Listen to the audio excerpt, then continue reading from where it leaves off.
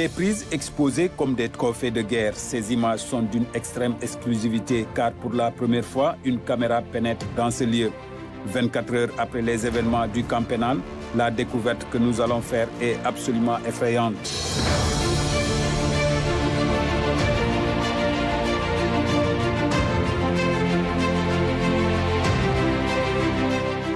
Les détenus sont très astucieux. Ils essaient à chaque fois de dissimuler les objets prohibés de manière astucieuse. Du coup, très astucieux, comme un détenu qui a coupé des pages d'un exemplaire du Saint-Coran pour y cacher son téléphone. Une panoplie d'objets qui attestent du niveau d'insécurité qui régnait dans la prison. Une insécurité à laquelle les nouvelles autorités de l'administration pénitentiaire restent décidées à faire face. À la suite de la fouille, nous avons saisi beaucoup de téléphones portables, une quantité non négligeable de chanvre indien et des instruments, exemple des cuillères transformées en armes, en vue de se défendre en cas de fouille ou bien même des risques entre détenus. Pour le directeur de la sécurité pénitentiaire, les agents ont agi conformément aux dispositions légales qui encadrent l'usage de la force en milieu carcéral en cas de refus ou de troubles notés chez les détenus. Les agents ont procédé à des négociations pour les réintégrer dans les chambres.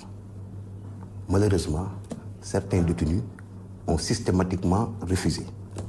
Et par vagues, par des insultes, par des insultes, ils ont obligé les agents à employer la force en vue de les réintégrer dans les chambres. Et même les armes qui sont utilisées en milieu carcéral, ce sont des armes non létales en vue de faire du maintien de l'ordre pour permettre aux détenus de réintégrer beaucoup plus facilement dans les différentes chambres.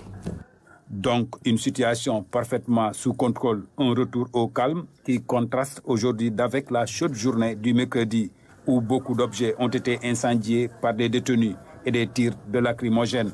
Jusqu'à présent, je puis vous assurer, et de manière formelle, il n'y a pas de victimes, il n'y a pas de blessés, ni du côté des agents, encore moins du côté des détenus. Le maintien de l'ordre en milieu carcéral se pratique de manière graduelle. À chaque fois, le personnel pénitentiaire privilégie la négociation avant d'entamer l'usage des armes.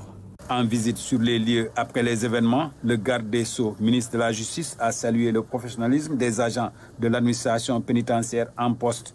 Il a aussi ordonné une enquête, laquelle enquête a commencé à révéler ses premiers éléments.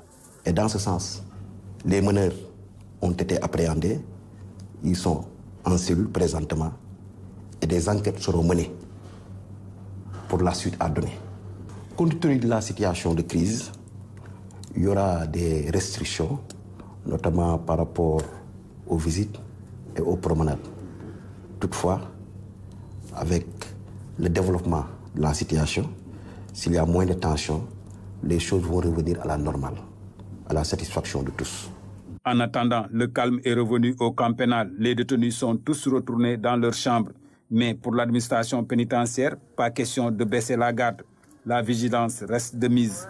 L'établissement, comme d'autres du pays, fait face à la surpopulation carcérale. Une situation qui interpelle au plus haut sommet de l'État.